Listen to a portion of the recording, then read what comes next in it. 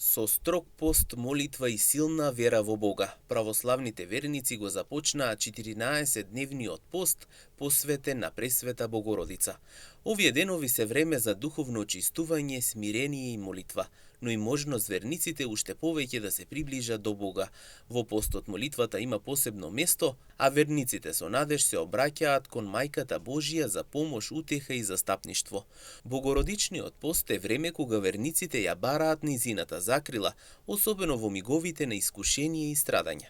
Бидејќи таа радоста на нажалените, утеха и засолништето на немоќните, прибежиште на вдовиците и брзата помошничка на сите страдални. Поубаво е, зашо да не? Ама тоа од дома, како ќе те навикнат како од дете, тоа се останува и у другите години.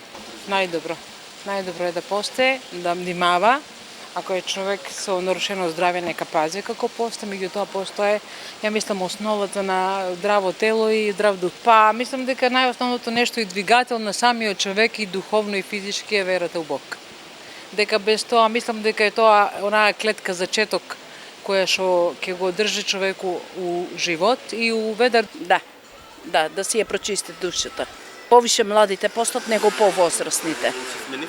Да. Течности повеќе. Сокови цедите ли? Не. Јадам овоше. Овоше јадам. Инаку Богородичниот пост ќе трае до 28 август, кога православните христијани го празнуваат успението нејзино, односно Голема Богородица.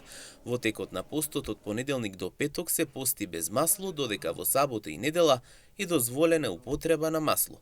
Риба се јаде само на празникот Преображение Господово, кое се паѓа на 19 август.